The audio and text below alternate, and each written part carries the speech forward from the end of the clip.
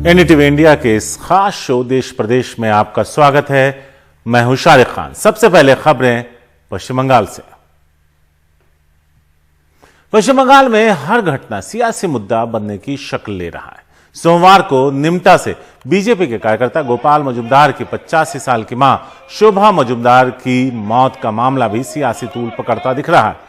BJP के कार्यकर्ताओं ने आरोप लगाया कि टीएमसी के कार्यकर्ताओं ने उनकी पिटाई कर दी, जिसकी वजह से उनकी मौत हो गई।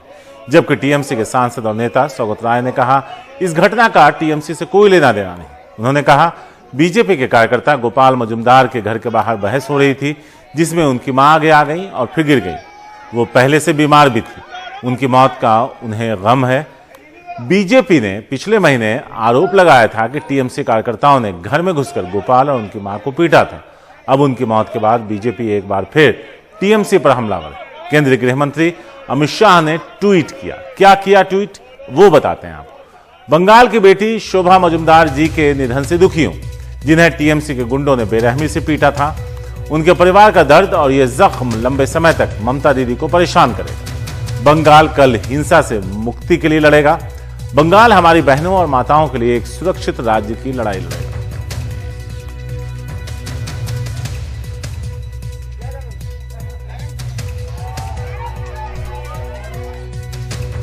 Nothing to do with the incidence of altercation between her son Gopal and the Trinamool Congress worker.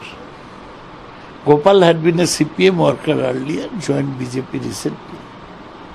So like all recent convert, he was a little aggressive. BJP पर पलटवार करते हुए टीएमसी नेता डेरेक ओब्रायन ने tweet करके कहा हर मौत दुखदाई है। बहरहाल ये टूरिस्ट गैंग बंगाल की छवि खराब करने में लगा है और 85 साल की एक महिला की मौत का राजनीतिकरण निंदनीय है। इस मौत का राजनीति से कोई लेना देना नहीं है। बीजेपी नेता महिला सुरक्षा पर ज्ञान दे रहे हैं। उनका अपना ट्रैक रिकॉर्ड क्या है?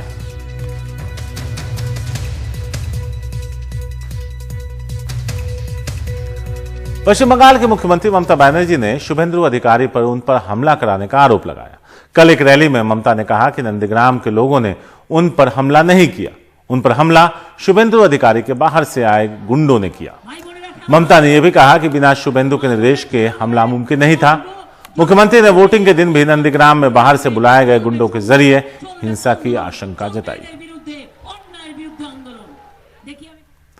नंदीग्राम के एक गांव में कल शुभेंदु अधिकारी को लोगों के विरोध का सामना करना पड़ा। शुभेंदु गांव में नुक्कड़ सभा के लिए जा रहे थे, लेकिन लाठी डंडों के साथ खड़ी महिलाओं ने उन्हें गांव में आने नहीं दिया। इस गांव में अल्पसंख्यक समुदाय के लोग बड़ी तादाद में रहते हैं। इससे पहले भी शुभेंदु को अल्पसंख्यकों के गुस्से का सामना करना पड़ा था।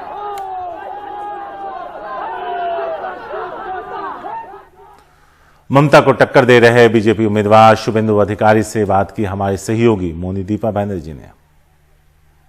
दादा, अभी हमने सुना आपका स्पीच। आपने तो ममता बनर्जी को बेगम बना दिया।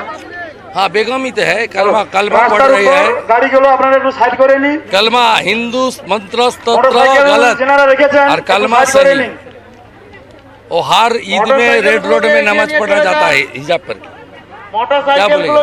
दीदी कह रही है, आज ही कहा है कि आप कम्युनल कार्ड खेल रहे हैं। कौन? दीदी ने अभी कहा कि आप कम्युनल कार्ड उन्होंने खेल रहा है। उनके लिए तो आज सिद्दीकी कैंपेनिंग कर रहा है। मेरा मीटिंग में कोई साधु समाज संत समाज नहीं है।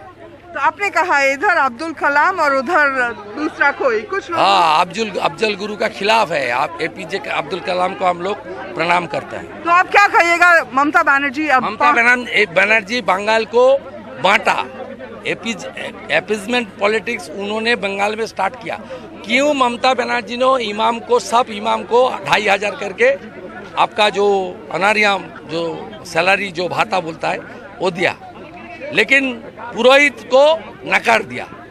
5 लाख पुरोहित है बंगाल में, 8,000 को 1,000 करके दिया। शुभेंदु, आपको तो तीव्र अटैक किया है ममता बनर्जी। कल आज कहा है आपके पास ट्रॉलर है, होटल है, घर है, और आपने उनको अंदर नहीं आने दिया नंदीग्राम में। ये क्या आपने आपके ऊपर? नहीं, उसका ऐसा झूठा बात। उन्होंने हारने वाली है इधर उसका जमीन खिंचक गया। कितना आदमी मेरा साथ घूम रहा है एक एक गांव में, उसका जो रैली में जो 1,500-2 हजार आदमी होता है, मेरा एक 3-4 गांव में 3,000, आप देख लीजिए कितना आदमी मेरे साथ। व्हील चेयर का इम्पैक्ट, व्हील चेयर में बैठ के जा रहे हैं, कोई इम्पैक्ट नहीं है। नाटकबाजी, ड्रामाबाजी, ये सब नंदीग्राम का लोग स्वीकार नहीं करेगा। क्रेप बैंडेज घर में रख के जब कैंपेन में जा रहा है तब क्रेप बैंडेज बांध के नौटंकी कर रहा है। ये नौटंकी का कई फायदा उसको नहीं, उसकी नहीं मिलेगा। वो पूरा के पूरा जो तोषण का, तुष्टिकरण का राजनीति बंगाल में लाया, बेरोजगारी का बंगाल में 1 नंबर में पहुंच दिया, शिल्पा एंड इंडस्ट्रियलाइजेशन खत्म कर दिया, पीएम किसान, आयुष्मान भारत बंद किया, और प्रधानमंत्री को हर मीटिंग में फिल्दी लैंग्वेज, मेरा मुख से नहीं आता है, फिल्दी लैंग्वेज प्रधानमंत्री के खिलाफ बोल रहा है। इसका खिलाफ बंगाल का लोग पहले चरण में वोट कर दिया, 30 में 30 भाजपा, अगले 1 तारीख फिर 30 में 30 भाजपा। और आप क्या करेंगे नंदीग्राम के लिए? वो कह रहे हैं रास्ता भी नहीं है नंदीग्राम में, आपने बनाया नहीं मंत्री के हिसाब से। उसको रेजिग्नेशन देना चाहिए। मैं रोड का मिनिस्टर नहीं था, पीडब्ल्यूडी मिनिस्टर उसका चाकर है, पंचायत मिनिस्टर भी मैं नहीं था, अच्छा, ट्रांसपोर्ट मिनिस्टर रास्ता नहीं बना सकता। जितना ढलाई रोड में खड़ा है उन्नयन परिषद का है। जितना हुआ 100 से ज्यादा जो कंक्रीट रोड शुभेंदु ने बनाया, CSR का टाका से, ममता बनर्जी का स्टेट गवर्नमेंट का रुपया से नहीं। Last question sir, chief minister का कुर्सी, उस पर आपका नजर? नहीं, ये सब हाइपोथेटिकल क्वेश्चन में मैं आंसर नहीं दूंगा। बीजेपी अनुशासित पार्टी है, पार्टी तैयार करूंगा। असम में चुनावी रंग है, ऐसे में नेताओं ने होली को लोगों के पास और लोगों के बीच पहुंचने का जरिया बनाया। कांग्रेस और बीजेपी दोनों इसमें पीछे नहीं रही और कह रही हैं इसे सियासत से जोड़कर ना देखा जाए। असम में 1 अप्रैल को 39 सीटों पर वोट डाले जाने।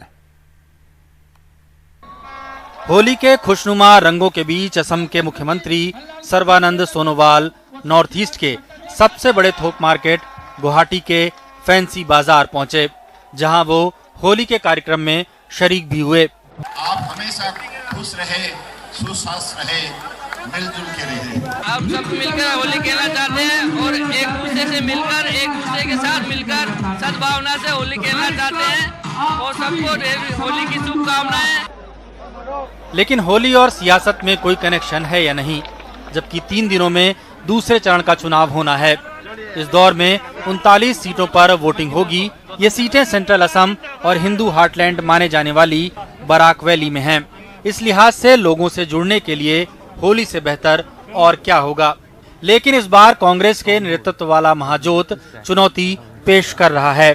जो बराक वैली क्षेत्र है, जहाँ पे कि Bengali dominated Barak valley region है, जहाँ पे कि हिंदू और मुस्लिम की जो पॉपुलेशन है वो करीब इक्वल है, उस इलाके में चुनाव होने वाले हैं। और इसके साथ जो दूसरा क्षेत्र है वो है सेंट्रल असम में। पिछली बार बीजेपी ने इन जगहों पे अच्छी परफॉर्मेंस की थी, मगर इस बार जो कांग्रेस और AIUDF का जो अलायंस हुआ है, इसके चलते जो महाजोट है उसको भी कुछ सीट मिलने की उम्मीद है।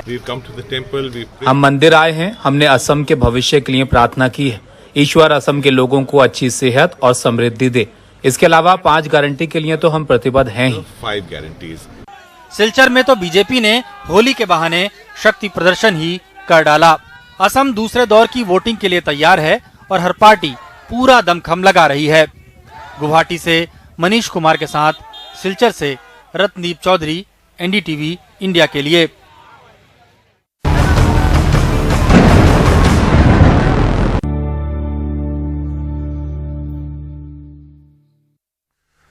मणिपुर सरकार ने म्यांमार से आ रहे शरणार्थियों को खाना और शरण ना देने वाला अपना आदेश वापस ले लिया। इस बारे में जारी नए आदेश में कहा गया कि 26 मार्च के आदेश को गलत समझा गया है, इसलिए उसे वापस लिया जा रहा है। 26 मार्च को जारी आदेश में राज्य सरकार ने कुछ जिलों के प्रशासन को आदेश दिया था कि वो शरणार्थियों को राशन और रहने की जगह मुहैया न कराएं। इस आदेश में घायल लोगों के इलाज की बात कही गई थी। नई चिट्ठी में कहा गया कि राज्य सरकार म्यांमार से आने वाले लोगों की पूरी मदद कर रही है। नीता शर्मा है हमारे साथ इस बारे में ज्यादा बात करने के लिए। नीता, पहला आदेश किसी भी तरह से सही नहीं ठहराया जा सकता, ये दूसरा आदेश जो निकला है, इस यू टर्न की कोई खास वजह? क्योंकि काफी जो है आलोचना हो रही थी शारिक के आदेश को लेकर कि किस तरह से जो भारत सरकार है हमेशा ह्यूमैनिटेरियन ग्राउंड लेती है, लेकिन इस बार उन्होंने ये ह्यूमैनिटेरियन ग्राउंड जो है वो नहीं लिया था। क्रिटिसिज्म हो रहा था सोशल मीडिया पर, कई लोग इसे इनह्यूमन कह रहे थे, क्योंकि इंडिया की एक लॉन्ग ट्रेडिशन रही है हॉस्पिटैलिटी की, जो भी आया है उसको इंडिया ने उसका स्वागत किया है। लेकिन बीरेन सिंह सरकार जो मणिपुर में सरकार चला रहे हैं, उन्होंने ये ऑर्डर, उनके होम डिपार्टमेंट ने ये ऑर्डर निकाला था, जिसके बाद काफी आलोचना हो रही थी। तो जो अब सरकार है मणिपुर की सरकार, उन्होंने नया ऑर्डर निकाल दिया है जिसमें साफ तौर पे बोला गया है कि जो मिसअंडरस्टैंडिंग की गई थी 26 मार्च के ऑर्डर से, उसे इसलिए इसे विड्रॉ किया जा रहा है इस ऑर्डर को। अब ये जो पहले का ऑर्डर है वो वाजिब नहीं रहेगा। ये भी खास बात है शारिक, क्योंकि इंटरनेशनल प्रेशर जो है वो भी भारत सरकार पर काफी जो है वो आ रहा था।